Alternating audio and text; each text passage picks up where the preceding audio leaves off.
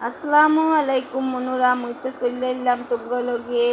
এই যে মুরগির কলিজা মাইটা পা নিয়া পা বোনা নিয়া, তো এই যে দাও এটা হচ্ছে মুরগির কলিজা মাইটা দিয়া মোর মায় এই যে লাউ দিয়া একদম কষা কষা করে রান্না করে আলাইছে। দেওয়া কত মজাদার এই কষা কষাটা।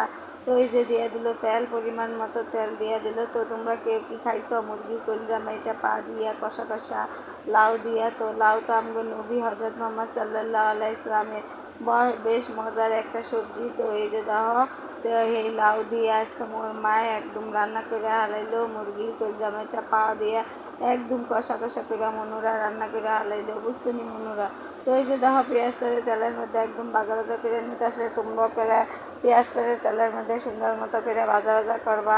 তো এইভাবে সুন্দর মতো করে রান্না করলে তোমরা বেশ গরম গরম ভাতের সাথে মনুরা বেশ মজা করে খাইতে পারবা।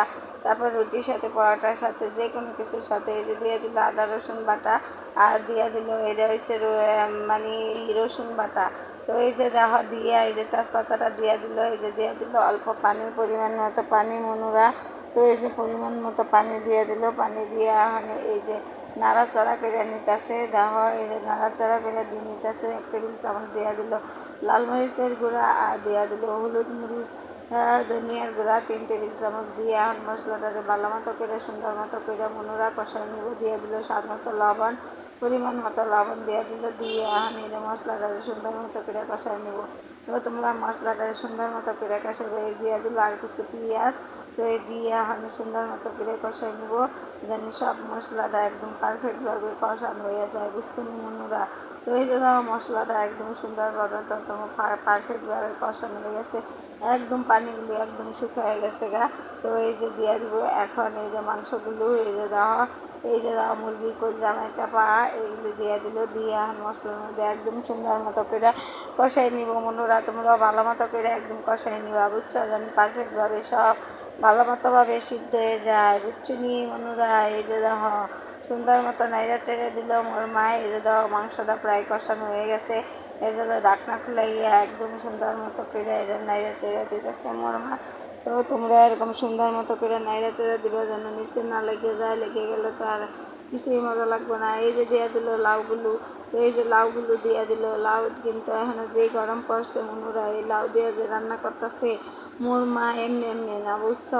লাউ দিয়ে জানি পেটটা একদম ঠান্ডা থাকলে খাইলে, বুঝছা? তো এর লিগে লাউ দিয়ে রান্না করতেছে। আর লাউ দিয়ে খাইলে তোমরা যদি একবার এই যে মুরগির কলিজা একটা পা লাউ দিয়ে খাও, তাইলে অনেক মজা করে এই খাইতে পারবা এই কষা কষাটা, বুঝছো? অনেক মজা, অনেক স্বাদ।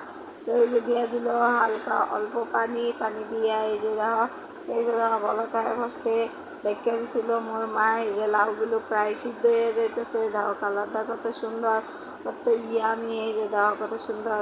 এই যে দেখো লাউটা প্রায় সিদ্ধ হয়ে যেতেছে, অন্তরে পুরাপুরি সিদ্ধ হয়নি, সিদ্ধ হওয়ার পথে, বুঝছো? মাংসগুলো প্রায় সিদ্ধ হয়ে যেতেছে। এই যে দেখো নেড়ে চেড়ে দিতেছে মোর মায় মনুরা।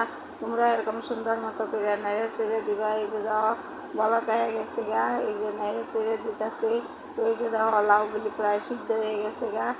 দেখো কালারটা কত সুন্দর হয়ে গেছে। এরকম করে দেখো তোমরা যদি গরম গরম ভাতের সাথে খাও, রুটির সাথে খাও, পরোটার সাথে খাও, তাহলে আর অন্য কোনো রেসিপি তোমাকে প্রয়োজন নেব না। এই একটা রেসিপি দিয়ে সব প্লেটের ভাত আদি ভাত সব ভাত শেষ হয়ে যাবে, বুঝছো মনুরা? বুঝছো নি মনুরা? তো আমার ভিডিও কার কার দেখতে ভালো লাগে, মোর মার হাতের রান্না কার কার দেখতে ভালো লাগে কমেন্ট করে জানাইবা।